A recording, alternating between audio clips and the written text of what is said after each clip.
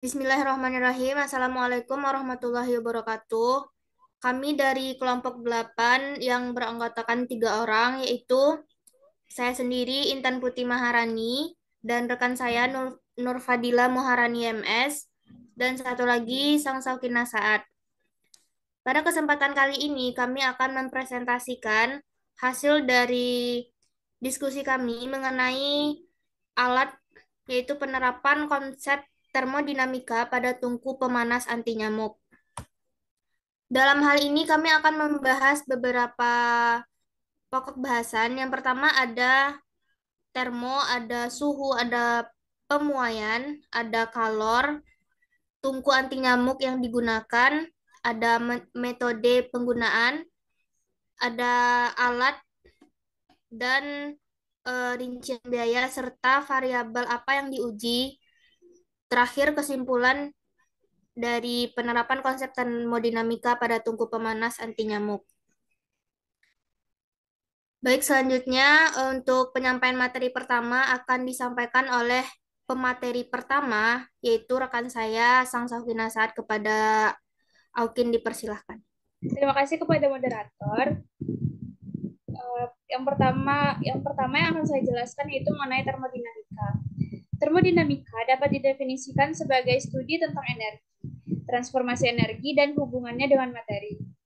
Energi dapat dipandang sebagai kemampuan untuk menyebabkan perubahan. Termodinamika banyak diaplikasikan dalam kehidupan sehari-hari yang berkaitan dengan interaksi antara energi dan materi sebagai pemanas, AC, lemari es, pemanas air, dan lain-lain.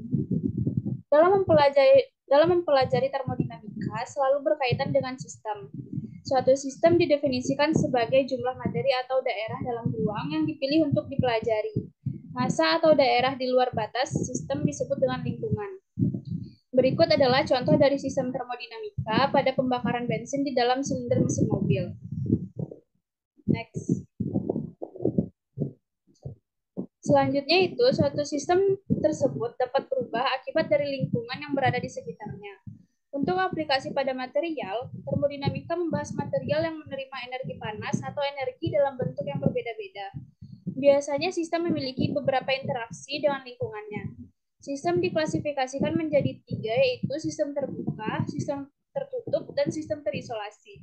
Berikut adalah gambar. Yang pertama itu ada perpindahan energi antara sistem terbuka pada kopi panas dan lingkungan. Yang kedua itu ada gambar mengenai sistem termodinamika tertutup. Dan yang ketiga yaitu ada gambar mengenai sistem terisolasi pada termos. Yang pertama itu ada hukum nol termodinamika yang berbunyi jika dua buah sistem mempunyai kesetimbangan termal dengan sistem ketiga, maka ketiganya akan mempunyai kesetimbangan termal satu sama lain. Selanjutnya itu ada hukum satu termodinamika. Hukum satu termodinamika berbunyi, dalam sebuah sistem tertutup, perubahan energi dalam sistem tersebut akan sama dengan banyaknya kalor yang masuk ke dalam sistem dengan dikurangi usaha yang dilakukan oleh sistem tersebut. Rumusnya itu delta U sama dengan Q dikurang WS, di mana delta U adalah perubahan energi dalam, Q adalah kalor, dan WS adalah usaha sistem. Selanjutnya itu ada hukum 2 termodinamika. Hukum termodinamika ini dibagi menjadi 2 macam, yaitu hukum 2 termodinamika tentang arah aliran kalor dan hukum 2 termodinamika tentang entropi. Selanjutnya itu ada tentang suhu. Suatu benda dikatakan bersuhu tinggi jika benda itu panas, memiliki energi kinetik molekul yang rata-rata tinggi, dan gerakan molekul yang cepat dan bersuhu rendah jika benda itu dingin, dan memiliki energi kinetik molekul rata-rata yang rendah dan gerakan molekul yang lambat. Untuk mengkonversikannya, mengingat bahwa 0 derajat Celcius sama dengan 32 derajat Fahrenheit, dan jangkauan 100 derajat pada skala Celcius sama dengan jangkauan 180 derajat pada skala Fahrenheit. Hal ini berarti 1 derajat Fahrenheit sama dengan 100 per 180 derajat Celcius, yaitu sama dengan 5 per 9 derajat Celcius. Perbandingan beberapa skala termometer adalah sebagai berikut. TC banding TF dikurang 32 dibanding TR sama dengan 5 banding 9 banding 4. Konversi antara Celsius dan Fahrenheit dapat dirumuskan sebagai TC sama dengan 5/9 TF dikurang 32 atau TF sama dengan 9/5 TC ditambah 32. Konversi antara Celsius dan Kelvin dapat dirumuskan TC sama dengan 5/4 TR atau TR sama dengan 4/5 TC. Selanjutnya itu konversi antara Fahrenheit dan Kelvin dapat dirumuskan TR sama dengan 4/9 TF dikurang 32 atau TF sama dengan 9/4 TR ditambah 32. Pokok pembahasan selanjutnya itu mengenai pemuaian. Pemuaian zat terdiri dari pemuaian zat padat, zat cair, dan gas. Pemuaian zat padat yang dapat terjadi adalah pemuaian panjang, luas, dan volume. Adanya pertambahan besar ukuran suatu benda karena kenaikan suhu yang terjadi pada benda disebut dengan pemuaian. Setiap gas mempunyai kemampuan memuai yang berbeda-beda. Gas misalnya memiliki kemampuan memuai lebih besar daripada zat cair dan zat padat. Adapun kemampuan memuai zat cair lebih besar daripada zat padat. Sebagian besar zat akan memuai secara beraturan terhadap penambahan suhu. Volume gas sangat bergantung pada tekanan dan suhu. Hubungan seperti ini disebut persamaan keadaan. Jika keadaan sistem berubah, kita akan selalu menunggu sampai suhu dan tekanan mencapai nilai yang sama secara keseluruhan. Pokok pembahasan selanjutnya itu mengenai kalor. Kalor adalah energi yang berpindah atau mengalir dari benda bersuhu lebih tinggi ke benda yang bersuhu lebih rendah untuk mencapai kesetimbangan termal. Kalor jenis dapat dirumuskan C sama dengan Q per M dikali delta T, di mana C sama dengan kalor jenis, Q sama dengan energi kalor, M sama dengan massa benda, delta T adalah perubahan suhu. Kemudian kapasitas kalor dapat dirumuskan C sama dengan Q per delta T sama dengan M dikali C, di mana C adalah kapasitas kalor. Kemudian terdapat azas Black yang menjelaskan kekekalan energi kalor, yang berbunyi banyaknya kalor yang dilepas sama dengan banyaknya kalor yang diterima, di mana sigma Q lepas sama dengan sigma Q terima.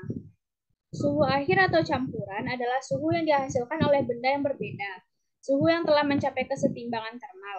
Azas Black dapat dirumuskan M1 dikali C1 dalam kurung T1 dikurang TC sama dengan M2 dikali C2 dalam kurung TC dikurang T2, di mana M adalah massa benda, C adalah kalor jenis, dan TC adalah suhu campuran. Kemudian, kalor lebur atau beku dapat dirumuskan Q sama dengan M dikali L, di mana Q yaitu energi kalor, M adalah massa benda, dan L adalah kalor laten. Kalorimeter bekerja berdasarkan azas Black. Kalorimeter adalah alat yang digunakan untuk mengukur kalor. Kalorimeter merupakan sistem terisolasi sehingga tidak ada energi kalor yang terbuang ke lingkungan. Kalor berpindah menurut 3 cara, yaitu konduksi, konveksi, dan radiasi. Konduksi hanya terjadi bila ada perbedaan suhu. Besar kalor Q setiap selang waktu tertentu dirumuskan sebagai berikut. Q per delta T sama dengan K dikali A, T1 dikurang T2 per L. Atau Q per delta T sama dengan K dikali A dikali delta T per L. Konveksi atau aliran kalor adalah proses di mana kalor ditransfer dengan pergerakan molekul dari satu tempat ke tempat yang lain. Semua kehidupan di dunia ini bergantung pada transfer energi dari matahari, dan energi ini ditransfer ke bumi melalui ruang hampa atau hampa udara. Bentuk transfer energi ini dalam bentuk kalor yang dinamakan dengan radiasi. Pokok pembahasan selanjutnya itu mengenai tungku pemanasan anti nyamuk. Tungku anti nyamuk elektrik adalah alat yang dirancang sebagai tempat pembakaran sehingga bahan bakar dapat digunakan untuk memanaskan sesuatu. Obat nyamuk elektrik yang umumnya terbuat dari bahan kaleng dengan menggunakan serbuk pasir yang umum dijumpai di pasaran seperti serbuk obat nyamuk lavender. Tungku anti nyamuk elektrik menggunakan penerapan dari hukum satu termodinamika yang mana menggunakan prinsip dari perubahan suhu di dalam komponennya. Perubahan yang terjadi yaitu perubahan suhu dari normal menjadi suhu panas. Perubahan tersebut dipengaruhi oleh arus listrik yang dihubungkan pada tungku anti nyamuk elektrik. Aliran listrik yang mengalir dari kabel pada tungku anti nyamuk elektrik menjadikan komponen di dalamnya beroperasi sesuai dengan fungsinya. Jika suatu zat dirubah dari keadaan 1 ke keadaan 2 menurut lintasan tertentu, maka panas Q yang diberikan itu akan diserap dan menyebabkan usaha sebesar W. Dengan demikian, dapat dikatakan energi untuk bekerja sebesar E dikurang Q dikurang W atau Q sama dengan E dikurang W. Dalam mekanismenya, tungku yang dijadikan sebagai wadah tempat pembakaran yang digunakan adalah kaleng bekas, yang mana bisa mengantarkan panas dengan baik. Sebelumnya, letakkan kurang lebih setengah sendok pasir magic lavender agar aroma yang dihasilkan sedikit kuat untuk bisa menyerang nyamuk.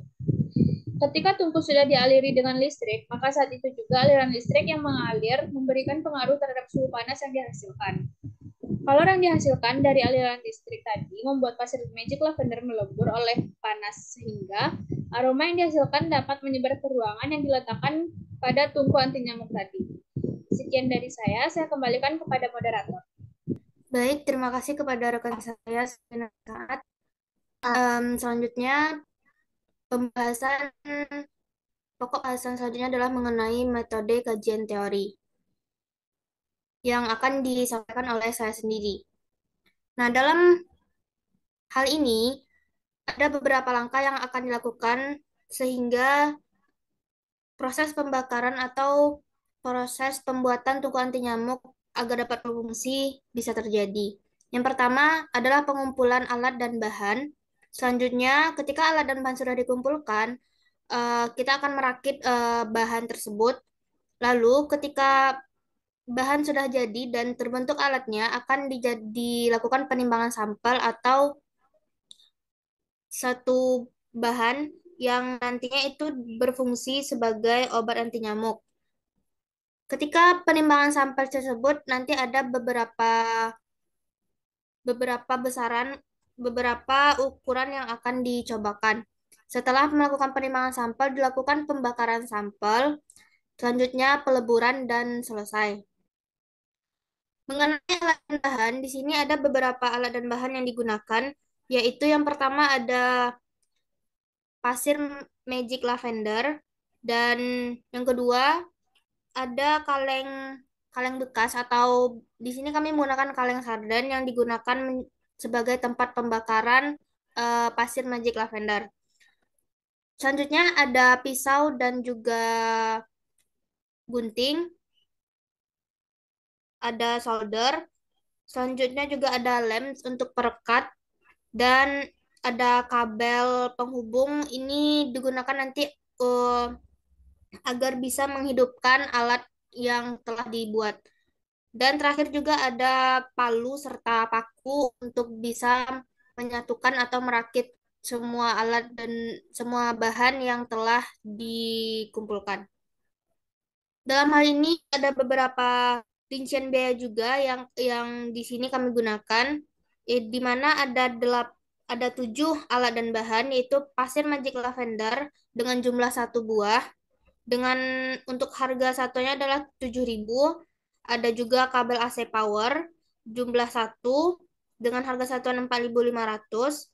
Ada kaleng sarden 12.000. Untuk kaleng sarden sendiri kami di sini berjumlah 2. Ada timbangan seharga 20.200. Ada alat potong, yaitu maksudnya ada pisau dan juga gunting. Ada elemen solder, lakban, dan selotip. Total dari keseluruhan biaya ini adalah 69.200. Sekian pokok pembahasan dari saya. Untuk pokok pembahasan selanjutnya akan disampaikan oleh rekan saya Nur Fadila. Kepada Nur Fadila dipersilahkan. Baik, sebelumnya terima kasih kepada moderator. Baik, untuk variabel percobaan yang kami lakukan itu menggunakan 3 variabel. Yang pertama, variabel kontrol, yang merupakan pengukuran waktu dalam sebuah pengerjaan percobaan. Yang kedua, variabel bebas, merupakan pengukuran waktu dengan pengukuran waktu dengan pengaruh massa bubuk pasir magic lavender menggunakan tungku anti nyamuk elektris sederhana, dan variabel terikat untuk besaran waktu. Sebelumnya, kami akan mempresentasikan alatnya terlebih dahulu dan melakukan uji coba terhadap alat yang telah kami rancang.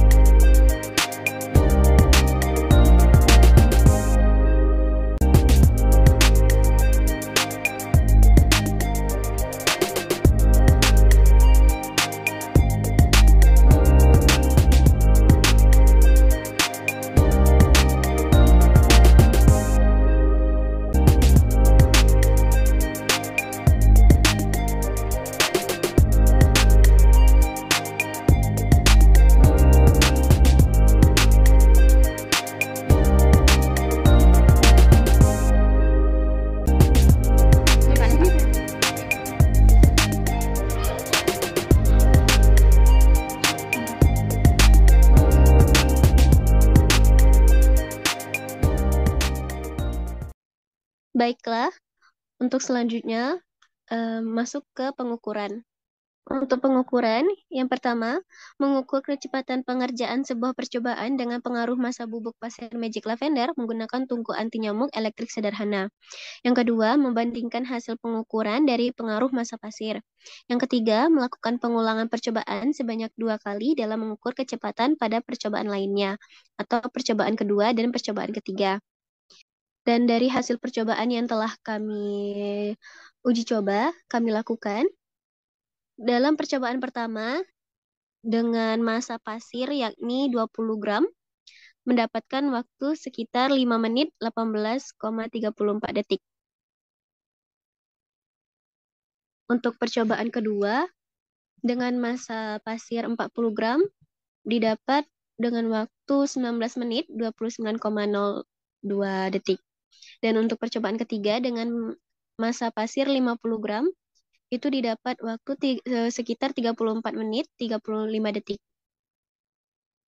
Berdasarkan praktikum percobaan yang telah kami lakukan, kami mendapatkan data yang sangat berbeda di setiap perubahan massa pasir. Tungku anti nyamuk sangat berkaitan dengan konsep termodinamika, yakni suhu dan kalor. Suhu merupakan ukuran kuantitatif terhadap temperatur, oleh karena itu, suhu dapat dikatakan dingin atau panasnya keadaan atau sesuatu lainnya. Sedangkan kalor merupakan tenaga panas yang dapat diteruskan atau diterima oleh satu benda ke benda lain. Apabila sejumlah kalor diberikan pada suatu benda, maka suhu benda itu akan naik. Besar kalor Q yang diperlukan untuk mengubah suatu suhu zat yang besarnya delta T sebanding dengan massa M zat tersebut. Pernyataan tersebut dapat dinyatakan dalam persamaan Q sama dengan M kali C kali delta T. Dan berdasarkan hasil yang telah dilakukan, untuk mengetahui berapa kalor yang dihasilkan pada alat tungku anti nyamuk dapat menggunakan jenis kalor lebur, yakni kalor yang diperlukan untuk mengubah wujud 1 kg zat padat menjadi cair pada titik leburnya. Jika kalor lebur suatu zat ditulis L, maka untuk melebur, zat yang masanya M akan memerlukan atau melepaskan kalor sebanyak Q sama dengan M kali L. Dan dari percobaan yang telah kami lakukan, kami mendapati hubungan massa dengan waktu, suhu, dan kalor dengan tungku anti nyamuk elektrik menggunakan elemen pemanas solder dengan daya sebesar 40 watt dan tegangan sebesar 220 volt dengan arus listrik yang dihasilkan sebesar 0,18 ampere dengan massa yang digunakan yakni 20 gram, 40 gram, dan 50 gram, didapati hubungan berbanding lurus, yang mana semakin banyak massa gram yang digunakan, maka semakin lama waktu yang dibutuhkan pada saat proses pembakaran. Dan sebaliknya, semakin dikit massa gram yang digunakan, maka semakin sedikit waktu yang dibutuhkan pada saat proses pembakaran. Perhitungan yang digunakan untuk melihat kalor yang dihasilkan pada saat proses pembakaran digunakan secara manual, yakni dengan menghitung menggunakan kalor lebur pada sulfur. Karena kandungan yang berada di dalam serbuk pasir magic tersebut merupakan sulfur, sehingga menggunakan kalor lebur sulfur. Sehingga diperoleh ketika suhu benda tinggi, panas yang terkandung dalam benda sangat tinggi. Sebaliknya, ketika suhu rendah, panas di dalamnya rendah. Hubungan yang kedua yakni hubungan massa dengan suhu tungku anti nyamuk yang dapat dilihat pada layar dengan massa 20 gram, suhu atau keadaan yang didapat yakni hangat. Untuk massa 40 gram, suhu atau keadaan yang dirasakan itu panas, dan pada saat massa 50 gram, suhu atau keadaan yang didapatkan sangat panas hingga tidak dapat disentuh oleh tangan.